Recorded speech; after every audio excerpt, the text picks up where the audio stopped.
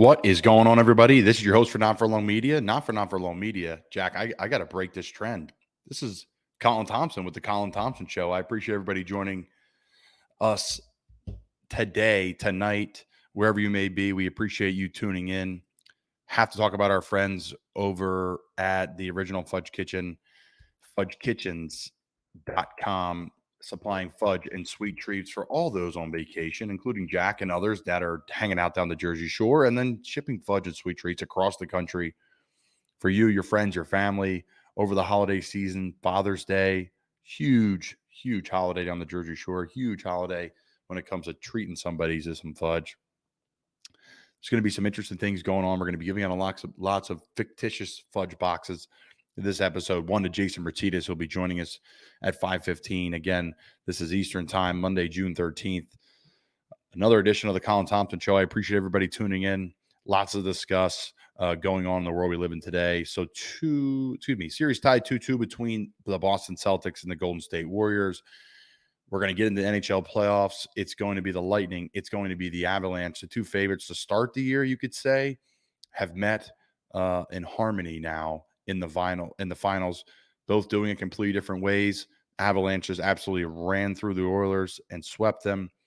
The Lightning go down 0-2 in the series to the Rangers and come back, win 4 straight, finish that series up in just an unbelievable fashion the way they did that. What an unbelievable franchise. We're looking at a dynasty. And the one thing that I want to talk about probably next week, we're going to get into live golf here in a little bit, and we'll talk more about that next week as well. But just what we're watching in this world today with all-time greats, right? Like legitimate legends, arguments for top in their position of all time. There's a bunch of names to throw out here, but just hockey alone, Connor McDavid, I said it before, he will end up being the best NHL player, the best hockey player to ever walk the earth. Andre Vasilevsky, the goaltender, Tampa Bay Lightning. He will walk away as the greatest goaltender of all time. This Lightning organization is going for their 3rd straight Stanley Cup in a row. This guy is unreal in the playoffs. He's unreal in the regular season. He is the backbone of their dynasty, and they have some youth. He's still young. They still have plenty of time ahead of them. Who knows what happened to this final? They could win, lose, whatever it may be. He still may end up 3, 4, 5 cups. Tampa's an unbelievable place to play. Players want to take less to play there. A lot has to do with state income tax as well, folks. It's a lot cheaper to play in Tampa than in San Jose or in Toronto or in New Jersey Devils or New York Rangers or Buffalo Sabres. So taxes are implications too. They can pay players less because they would end up making the same amount of money with taxes that they played in, say, Buffalo. So that's just a real thing in a business side of thing when it comes to sports. So we're watching some greats in the world today, especially in the hockey world. Nathan McKinnon's one of the greats too in the game. Right? He's up there in that conversation. He's not McDavid, but he's right below him. So lots to talk about there. But before Jason Myrtetus joins us, there's one thing I want to talk about, and it's something that always comes up when I'm in conversations with people about the NFL. And I think, today I was thinking about a few different topics to talk about, and this was just on my chest. Like, I don't want to talk about it. I always talk to people about it. But, the one thing that I think I want to get across to everybody that's a fan or maybe not a fan of the NFL anymore is, I should say this. I get a lot from people all the time is I don't watch the NFL anymore. I used to love it. I don't watch it anymore. It's too political. I want to run away from the politics, the political world. That's why I watch sports. And I understand it. And it's a fair point. I want to just help and educate people from a locker room's perspective. A lot of people also assume there's a lot of bad people in professional sports, especially the NFL. A lot of people that lose their money, just throw their money into the ocean in the NFL. A lot of people that don't treat people the right way in the NFL specifically. Again, these are stereotypes that are placed on football players. You lose money, you don't treat people well, whatever it may be. We all know what those cliches may be, those words may be. And, I was having breakfast today with a gentleman who I have respect for and got to know, and he still watches the NFL. And he says, what do I say to my friends that say, I don't watch the NFL anymore because of whatever reason? That I don't really think they're that big of fans to begin with. There's a lot of people that say they don't watch the NFL and they watch every snap. So you're telling me because based off of maybe someone who took a knee in a football game or someone who, drives fancy cars, who has maybe a flamboyant fun, social life, or may not be exactly like you. You're not going to watch this or support a product like that with your one viewership because in the back of the end zone, it may say a slogan that you don't support, or the back of the end zone, it may say something, or a player dances too much in the end zone. I'm just done with all that personally. Like, it's just getting annoying that I'm not going to watch the product because I don't align with somebody socially, politically. Maybe they're bad people.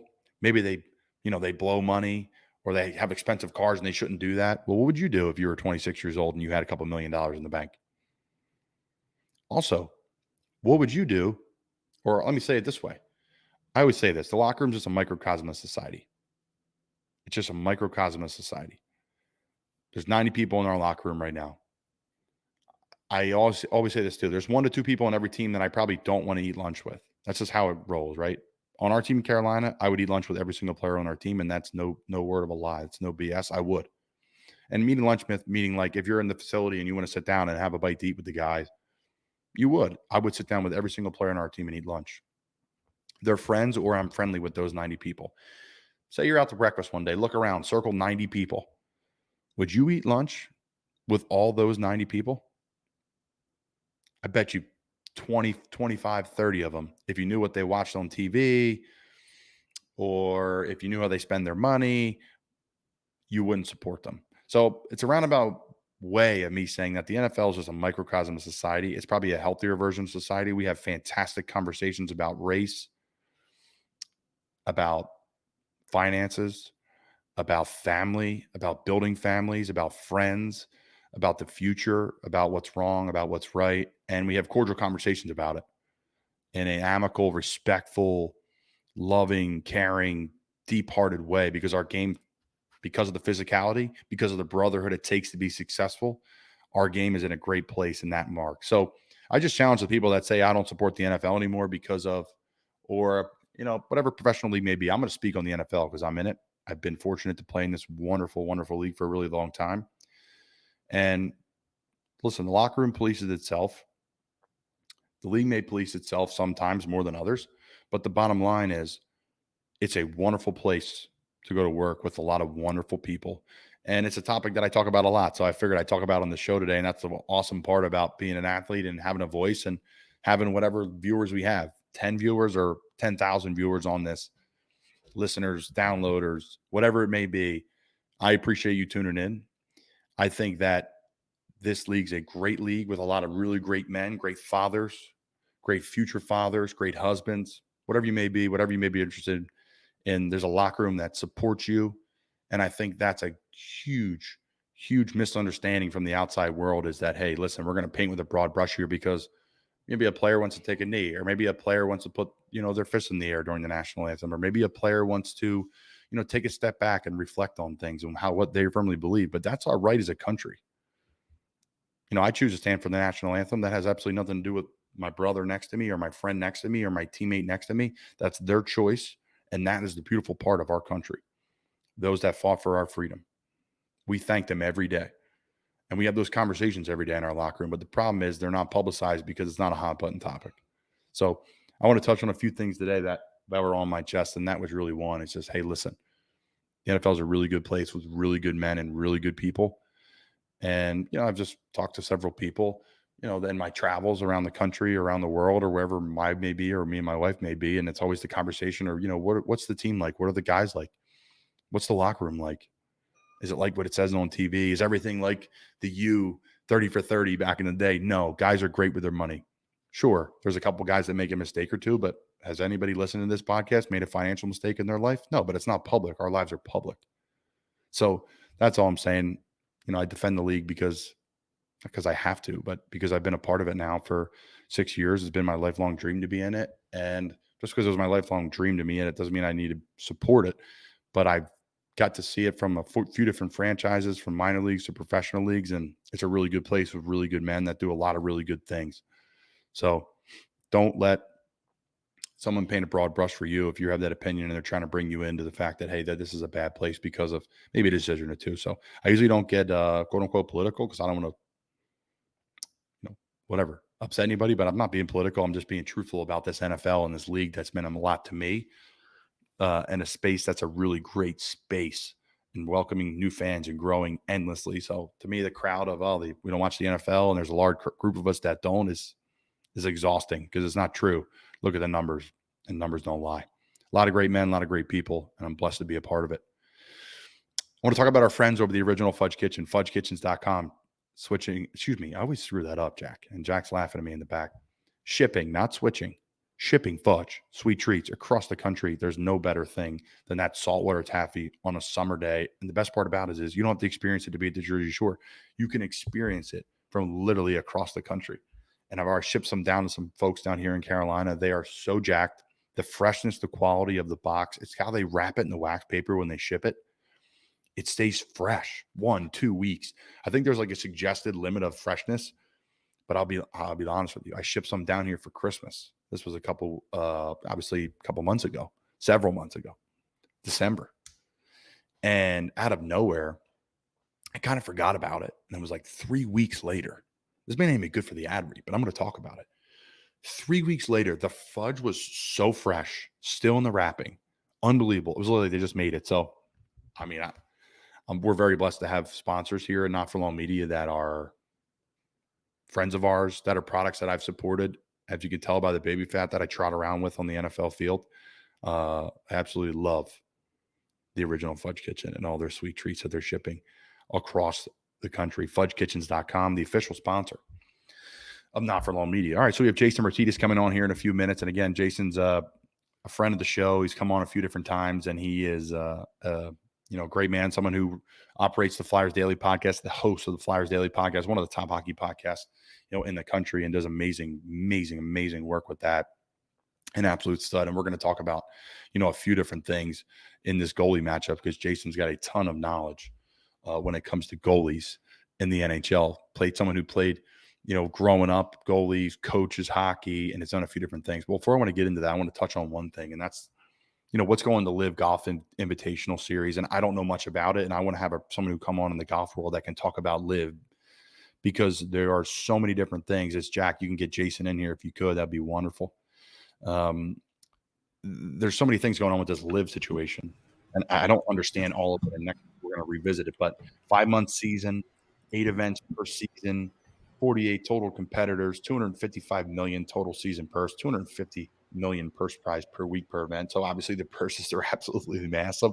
The money's massive. The season's shorter. I know some players have complained that every weekend is a golf event, and you kind of have to create your own season by missing events. And that's kind of a weird thing. I couldn't imagine by creating an off season by missing a football game or a hockey game.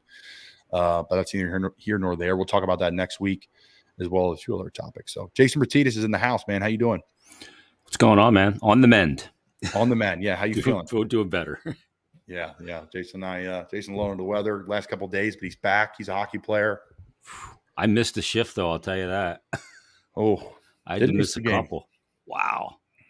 Yeah, Stomach bug was no joke, man. It was like getting a Victoriaville goalie stick to your head. It just, and I thought my wife was like BSing me, because my daughter had it on Thursday and she had to miss her 5th grade commencement on Friday. She was devastated. And then my wife on, I guess it was Saturday night's like, oh, great, I have it now. And I'm like, you're just being dramatic. Like 90 minutes later, I'm there residing in one bathroom. She's got another.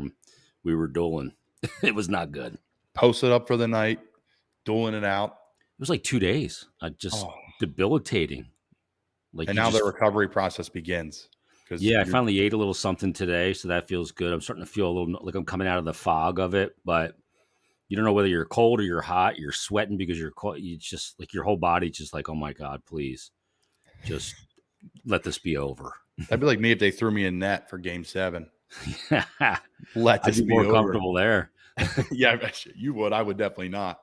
As we transition, and I'm glad you're on the mend, man. That's great news. As we transition to hockey, obviously, lots to unpack here. This whole playoffs has been tremendous. It always is tremendous. The Rangers go up in the series against, the Lightning, and they win their first 2 at home.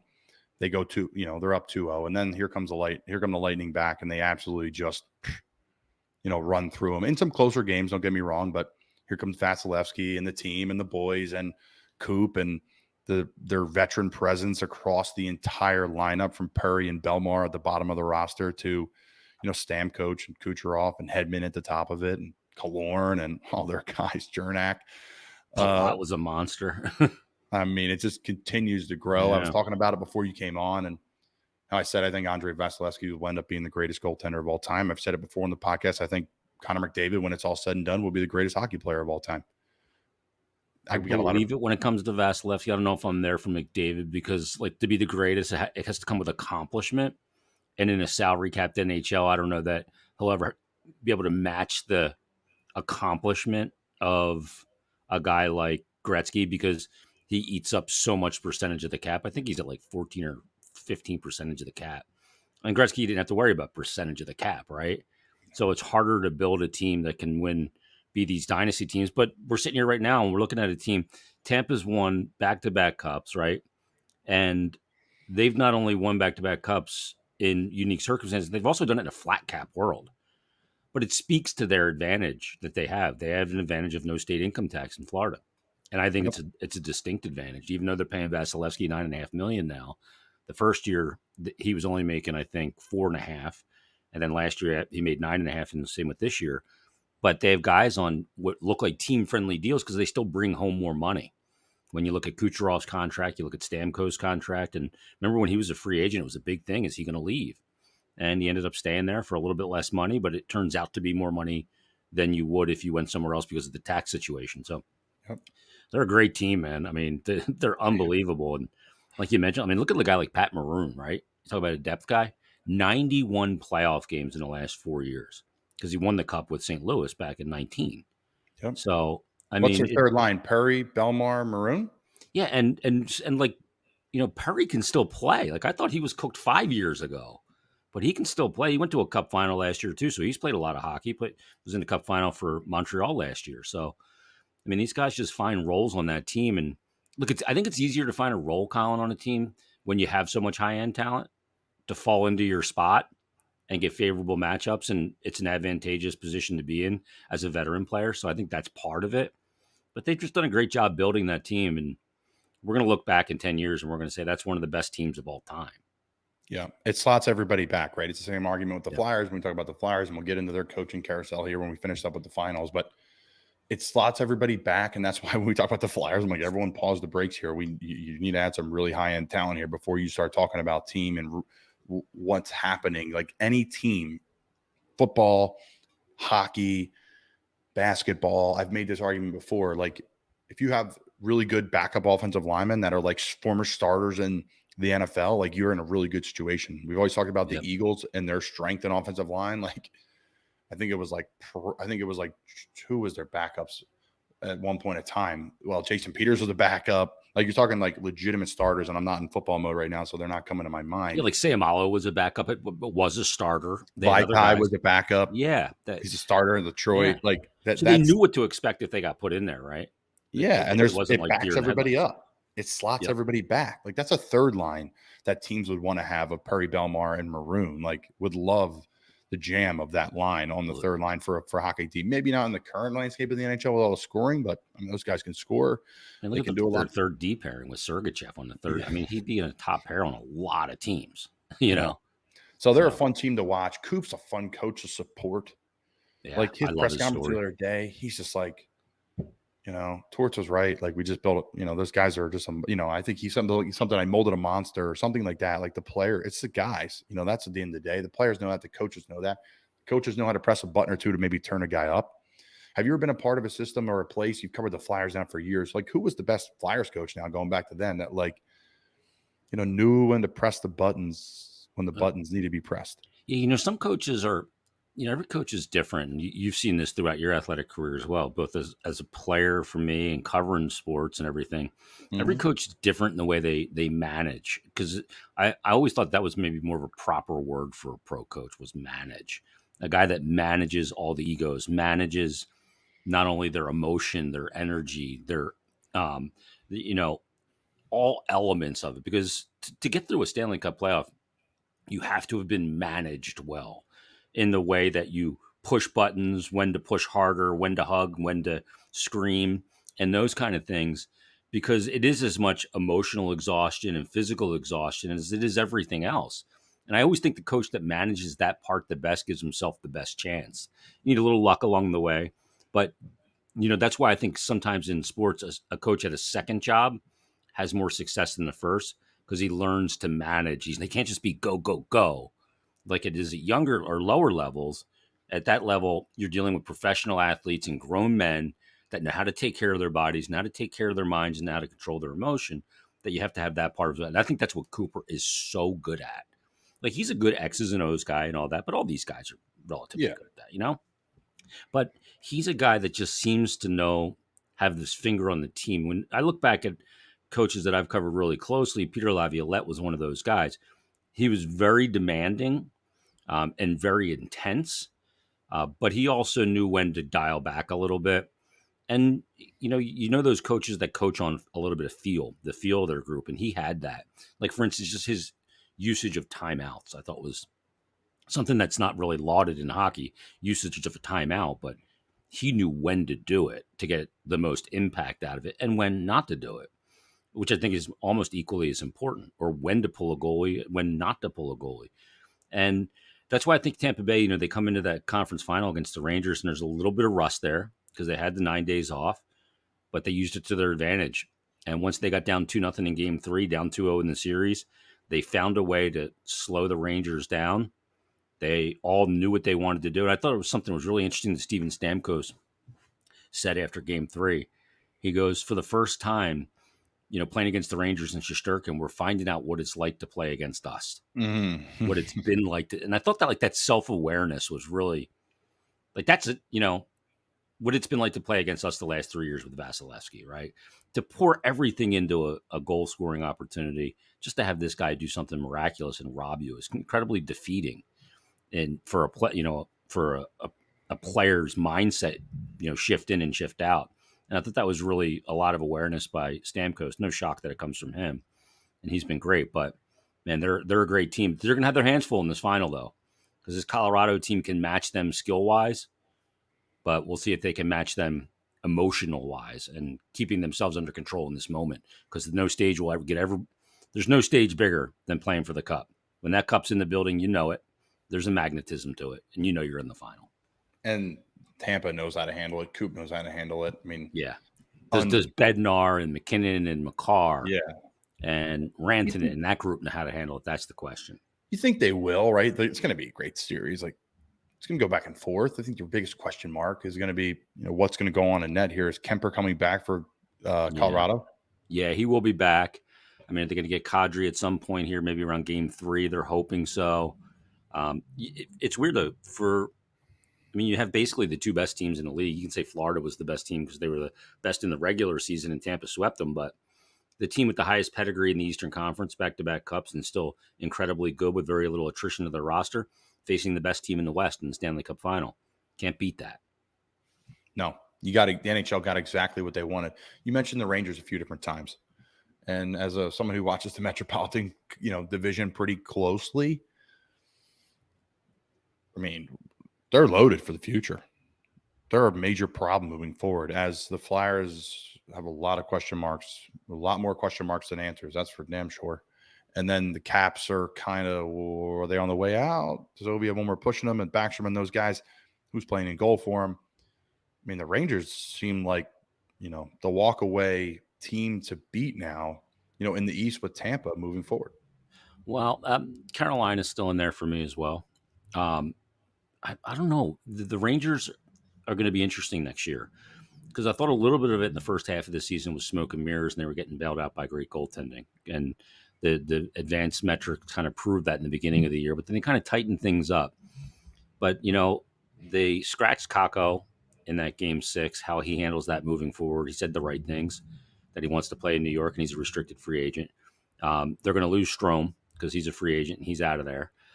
So they are a little thin in the middle. And can you sustain what they're able to do? They have a lot of dynamic talent with Zibanejad, Panarin, obviously. Kreider, he's not going to repeat what he did this year, but he'll still be a good player for the foreseeable future. And obviously Adam Fox on the back end, and some of those lingering other pieces they have there as well, Trouba. And Shesterkin, I mean, he's the ultimate equalizer, but Are they a team that's going to be legit there at the top? That's going to be interesting to see next year. I'm not completely sold that they will be. They're a playoff team, no doubt about it, but are they going to be at the same realm they were this past year? I don't know that yet. They still got a little bit of proving for me. And Gallant teams perform really well in year 1 and year 2, and then they tend to fly south permanently. So we'll see how he handles it as well, if he learned from some of the mistakes he made at future stops in Florida and Vegas and otherwise. Yeah, we'll see. We'll see what happens with New York, right? Like, are they going to be able to respond? Like, how teams respond to losing is like everything, right? That's the only thing. Like, responding to winning is the easy part. It's almost hard. I think, yeah, responding to losing, Yeah. It's hard they're to both respond hard. to losing. Yeah. Yeah, yeah. Because responding with winning sometimes can put you back relaxed, and that's how impressive what Tampa's doing. And everyone's like, "Oh, they won in a shortened season. Oh, they won in the the bubble." That's harder, I think. Yeah. The bubbles. I mean, I played in a bubble in the NFL. It was just really hard. I mean, it was a way different social changes the whole. It changes the whole picture of how you do pro sports, how you do sports in general. For me, changed everything. Changed the place where I rented my house. Changed the place how we did holidays. I mean, that's real human beings. Like, I went on a little lecture and a speech here about before you came on, and just about how people bring broad strokes, and I'll speak for the NFL of oh, the guys blow through their money, and oh, the guys they're everyone's taking a knee and everyone's doing this, and I pump the brakes. There's a lot of great conversation. There's a lot of great things that go on in this league of guys not spending all their money, guys being great parents. It's just 1% of the 1% that you hear about, just like our media today. We need to get into that. But my point is, like, there's a lot of great things, and I don't need to go down that rabbit hole again, but that's where I kind of went down today of, just that COVID, that bubble is such a challenge. And I have nothing but respect for what Tampa's done. I talked about state income tax too right before you came on, and someone that played in Tampa and the XFL, I'm like, take me back there in a minute. Like, what a great place to play. Someone said before, or we talked in here before, I said, what's the 2 franchises? Can you name 2 franchises you want to own in pro sports? I said, Tampa's number 1. Tampa Bay Lightning. I mean, everyone's like, why don't you say the Yankees? I don't want to live in the Bronx. Yeah. I want to live in Tampa. I want It's to go to a good way to live down there. That's why players love it. There's a great little bar right next to it too called Hat Tricks. It's a hockey bar. I was jumping out of my seat. So I'm rambling on, Jason, per usual. No, but you're right though. Like, a lot of times we lose that perspective that the athletes are human beings, and that they don't have some of the same stresses. We tend to equate money with lack of worry, which I think like, is why are you stressed? Literally a conversation we just had in the building the other day. Yeah, you make $8.5 million a year. Why are you stressed? It's like, okay, I still have, I'm still a human being, and you live within your means. At least you try to. Some do it better than others, but yeah, I mean, there are things, and being away from family and all those things, they affect those people. Just like when Giroux was trying to make the decision on traded, and people were, well, why don't you just go here? Why don't you just go there? He's not a mercenary.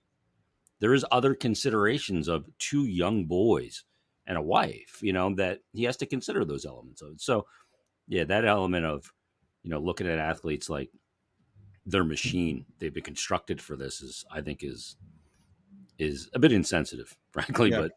But some people just want to look at it that way, and they want to compartmentalize their sports like that. But that's just not the way. That's not the reality of the situation. No, it's not reality before, and the whole like kind of shut up and dribble thing. That was that was kind of how the conversation started with someone I had today. I go to sports as my escape. I'm like, it's still an escape. Just choose to take the content in as what you please. Okay. Right, point blank period, right to the point. Trots or torts? Well, I mean, my first choice would be Trots. And the ball's in his court, or the puck, I guess, in this metaphor, is in his court. I believe that the offer has been made, and it's substantial. He hasn't made a decision yet. I know that Winnipeg, through some reporting that I've read from Elliot Friedman from Sportsnet, is saying that they're talking to other people because they want Trotz too, but they don't know that they're going to get him. So maybe they're getting a little worried now. So they're starting to consider some other options there in Winnipeg. He's a finalist for the Flyers. If he wants the job, it's his. It's that simple. So if it's not him, I think that the likely plan would be to go to Tortorella. It's kind of who I sanctioned from the minute AV got fired. I didn't know Trotz would be available at the time, but I mean, to me, it's Trotz then Tortorella, and that's where you go. I know Tortorella wants the job, talked to enough people that know him personally and that he's been pretty outward about it, that he wants the job. He wants to come to Philadelphia. I think he'd be good for it. There's a lot of narratives out there about Torts that, oh, great, he'll be burned out of here quick and he'll be gone. He's got a short shelf life. Well, the numbers don't support that. Fact of the matter is that he's averaged 5.2 years at every one of his coaching stops throughout his career combined. The National Hockey League average is 2.4 years average, which is crazy low. But Yes. he's a guy that, other than in Vancouver, where he was for 1 year, has had at minimum 5-year stints. 5 years with the Rangers, 6 years with Columbus, and 7 years with Tampa, 1 year with Vancouver. And the other perception is that players hate playing for him, and that's just flat out bullshit because they don't. Find me any documentation of a player says they hated playing. You won't find it. And players are outspoken nowadays. You find I've talked to more than a dozen guys that have played for him off the record. So there's no agenda here. I'm not writing a story or anything like that. And they've all told me they loved playing for him. As long as you play the game honestly, that's the word that kept coming up, is not for yourself and play it with the team game in mind, you won't have any problems with him. And all the bluster in the media, all that does is take the crosshairs off the players. And players love when the crosshairs come off them and they go on the coach. And he can handle it, obviously. He does it on purpose. Yeah, he does it on purpose, right? He's fantastic. He knows he's lightening the load on the players, which is why he does it. So I'm a Chicklets fan. I respect what they do. I like their interviews. I like the guys they have on. I love the show. I listen to Missing Curfew. I listen to your podcast. I literally consistently roll through it. It's my escape from football. So everybody who talks about him loves him. Now, there's other coaches that they talk about, and I'm not going to say names, but there's coaches that everyone's like, nope, hate that guy. Every single guy, they like, not Torts. I'm saying just random coaches around the league. And there's a couple guys that have coached for some big franchises. They're like, nope, hate him. When it comes to Trotz, why has he been let go of the Capitals? Win a Stanley Cup. We're not going to re-sign you. Go to the island. Have some pretty good success.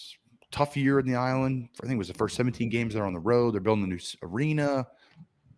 Some injuries. A tough Metro division. And he's gone. So he's been gone now from 2 places after going to massive deep runs. A Stanley Cup and a conference final, I believe, once or twice. 2 conference finals. Yeah. Yep. 2 conference finals and then didn't make the playoffs this year, and he's out.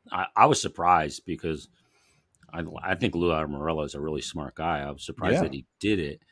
There must be something there with some of the players, probably the younger players. And, he's a guy too that knows his cachet and knows that it's his way or the highway. And I remember him before the bubble, the Islanders rather were reeling bad. I mean, they had lost, I think, 15 of 17 games before the pause in sports.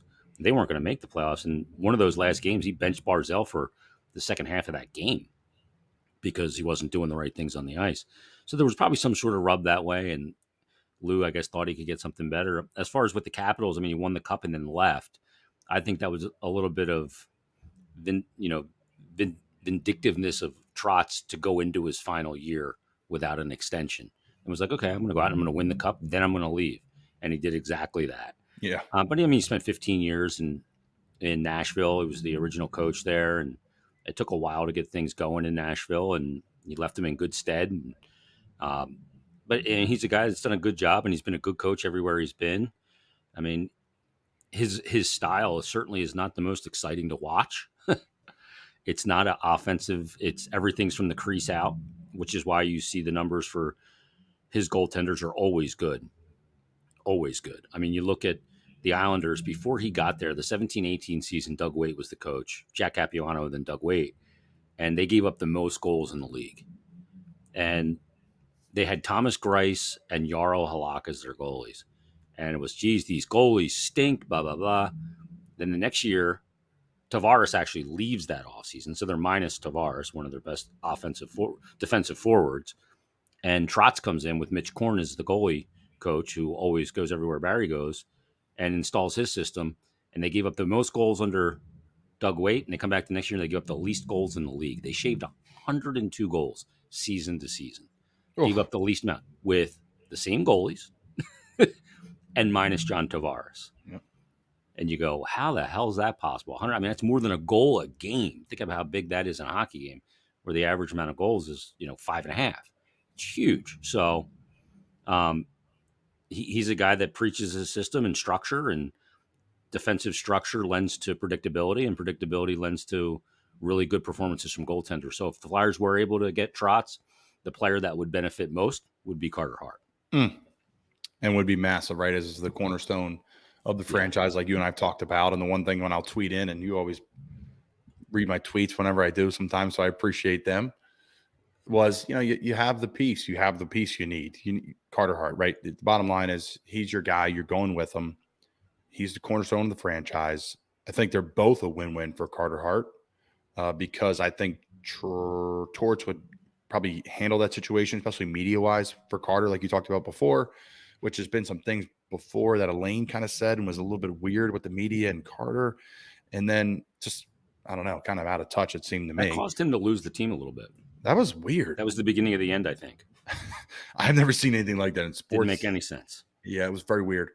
And then, later on, Trotz with the goals against and all the different things they do defensively. I think it's a win-win for both of them. I could already see Torts as being an absolute legend in Philly and kind of revitalizing the fan base. Probably needs a little juice, a fan base that's extremely loyal, that always fills up the barn. But a guy like Torts comes in, lights things up, signs a couple probably key veterans that are needed, some cheaper guys that are probably a little bit more affordable. Put your GM cap on for me, Jason. I'm sure you've been asked this a few different times. Who are you signing this offseason? Because they need to make some sort of move. But they don't have a ton of flexibility.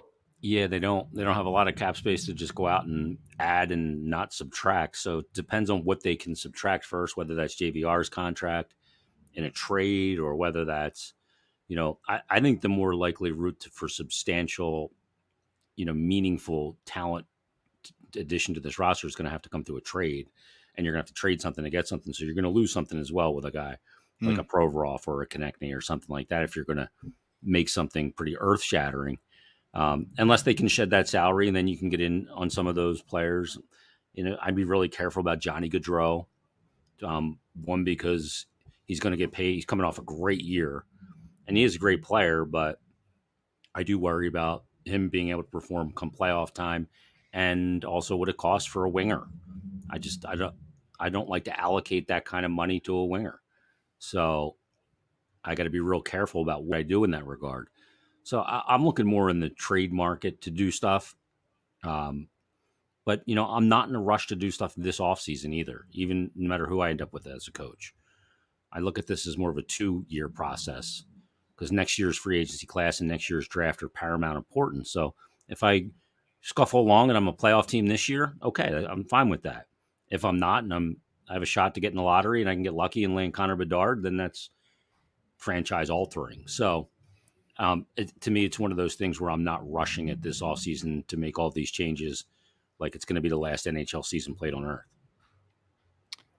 Tough offseason for Chuck Fletcher. And I thought last year, and I'll never forget this, we were flying to an away game, and you did a recap after probably like 10 games. You went through every player they signed, and we're like Brassard and Yandel. And they're going through all the guys, all the different pieces, right?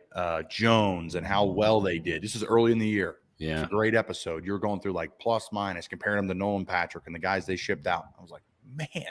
And I thought he signed a great group. I thought early on, I said, this is perfect. Yandel's going to come in with depth, right? Be the 7th guy, 6th guy, power play. Awesome. And then you got Brassard, who was like kind of circled. It was like, oh, okay, this is interesting. Like he's pretty good from Arizona. Like he's done some good things there. He's been a part of some, decent situations going on there before they've kind of in the situation they are now. What happened last year? Is it just Ellis, the big piece going down, and then it all just unraveled from there? On the D side, yeah. I mean, because then all of a sudden now Braun's got to move up, and now Yandel's got to play with, Nick Seeler. And that's just not a good situation. If Yandel would have been shielded, had he been playing with a guy like Braun on the third pair on the right side. And then, you look at all the injuries up front too. I mean, just so many guys ended up, having to take on a much bigger role than they're ready to take. And the injuries just, I mean, when you're losing your 1, 2, and 3 centermen, and you can't win. I mean, you can reincarnate Scotty Bowman or Toe Blake or whoever. They weren't going to win with this team with as many injuries as they had. And it got ugly and compounded. And I guess if you're going to have a bad season, you might as well let it get really ugly, and it did. You know, and then you couple all that with AV having lost the team, and Mike Yeo put in an impossible situation in an unforgiving league, and it just are they as bad as they were last year? Well, they were last year because that's what the record said they were. But are they are they as bad as they looked last year? Probably not.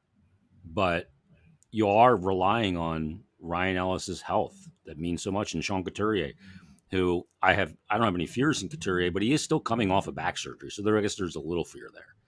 So, and those are obviously really not just important players, but I'd use the term consequential players to your entire lineup because of what they bring to the table. So, can they be bitten by that same injury bug 2 years in a row? Sure, why not? But we'll see if that is the case. And I mean, so much is predicated on Ryan Ellis, though, not only for this year coming up, but his career as a hockey player. If he can't go again this year, then you got to be going. You got to LTIR him the rest of his career, which is no problem. It comes off your books, or if he retires, it's even better for you because the cap recapture goes to Nashville, not you. And I will tell you that I would still make the trade for Ryan Ellis today, knowing what I knew from last year. I would still make that trade. I mean, you give up Phil Myers and Nolan Patrick. What did you give up? You really didn't give up anything. Yeah. Yeah. No, it's crazy. Hope they do something. Real quick question before we wrap things up. And I'll have two more questions for you. Why is Rick Tocchet not in the conversation? I know he's the Flyer and I get all that stuff and he's doing a nice job on TV. And why isn't he in why isn't his name coming up more in this coaching carousel? He did interview last week with the Flyers. I do know that. He is not considered a finalist. Toc would be a perfect assistant coach, but I also think Toc does not want to leave TV. I talked to some people that know him this past week a little bit, and he likes the TV gig. You're not getting judged on wins and losses. You travel first class everywhere you go. The hours are much better. Yep. Guys over at TNT are making a boatload of money. I think he's enjoying it, and yeah, he's interviewing out there, keeping his name out there, and if the perfect situation came, maybe he would look at it, but I don't think this situation will be perfect for him. And he's done some decent things as a coach, but he's still got a lot to prove. There's a lot more pedigree out there right now than Rick Tocchet, unfortunately. Yeah, there's a lot of big guns out there coaching wise, especially with what happened in Boston as well too. So yeah. Okay, finally, I have Tampa in 6. I think they're going to win it. I think they have too much depth. I think they have too much horses and proven equity in what they can do. Love their coach. I do think the Avalanche have a great team. Got to see them live in Nashville. It was just a joke to see them undress Nashville. Neither here nor there. Tampa in 6. Who you got? I'm going to take Colorado in 7. Oh, so at home, Colorado wins it at home. Yeah, they may be a scruffy start to the series like Tampa with the Rangers because of the layoff. But I think that the layoff pays dividends come game 3 and forward. Yep. So I think Tampa, I wouldn't be shocked that either team won it, obviously, but they're both great teams. But I just think this might be Colorado's turn. All right. What are we putting on this? A friendly wager? We can't do money. I can't legally probably do money, but we could do probably a product of something. I don't know. Yeah, we'll figure something out. We'll figure it out. Yeah. We'll post it. Yeah, maybe some razors. Right. Looks like we both could use them. Future sponsor, Gillette, sponsor the NFL. Not for long. Yeah, they just sent me a nice package too. Oh, would you look at that? Somebody tweeted me and asked me about how I shave my head, and I said I use the Gillette Mach 3 turbo blades in the shower with soap, and it gives me a perfect shave. And because I mentioned that, they DM'd me and they sent me a nice package of Gillette Mach 3s and a new handle. And a nice Gillette bag, too. A nice bag, yeah. It was I was like, I wasn't looking for that, but hey, if you want to send them to me. Absolutely. The price of razors, man. Influencer Jason Myrtetus. Damn right. CCM and Gillette. Oh, you love it. You love it. Jason Myrtetus, check his podcast out, guys. Flyers Daily does an unbelievable job. And big news with Jason Myrtetus and some friends and coming down the road from our end, too. So yes, good stuff. Appreciate you, brother, as always, and looking forward to getting you back on. We'll see what happens in the finals. Sounds good, man. Thanks. Big thanks to Jason Myrtetus. Again, everything's brought to you by the official sponsor of Not For Long Media, the original Fudge Kitchen, fudgekitchens.com. Take care of your dad this Father's Day. Give him some fudge. Maybe he likes that saltwater taffy that he remembers that he used to get down the shore when he was a kid. Treat him to something nice this Father's Day. I appreciate everybody tuning in. Lots to look forward to here at Not For Long Media. Have some new podcasts joining us. Have some new friends joining us. I appreciate everyone's, ears and eyes on my first segment there, because it's something that means a lot to me. Just the painting of the broad brush and the misunderstanding. And, that's why I think things will change over the years. There's more player-driven podcasts. There's more guys that have a voice, whether people listen or not. They're still having a voice. And, I'm very thankful that I have a voice here, and I'm thankful for our listeners that make it possible. And I'm thankful for the Fudge Kitchen for their support. Again, check them out, guys, fudgekitchens.com. That was Jason Myrtetus. He took your Colorado Avalanche in 7. I took your Tampa Bay Lightning in 6. It's going to be a great series. NBA Finals tied 2-2, game tonight, Monday night. So a lot going on in the sports world here as we head into the summer. Baseball's in full swing. Mets are on a hot streak. Phillies just lost. They were on a massive hot streak. Check out our friends at Breaking Bats, guys. Their podcast, fantastic. They run our baseball section of The Fun with Brian O'Grady, Justin Ayers, and the team over there with Sean and just the whole gang. We have an awesome team at Not For Long Media. So I appreciate everybody tuning in. Mandatory minicamp this week. Lots to look forward to there. Just a continuation of our OTAs and getting everybody in the building with mandatory minicamp is always fun. Great time for us to bond. And we are practice Tuesday, Wednesday, Thursday, and then on the road for the summer. So we're going to get in some fun stuff here this summer. We're going to have some barbecue guests on talking about what they're grilling out this summer. We're going to have some players on talking about what they're doing.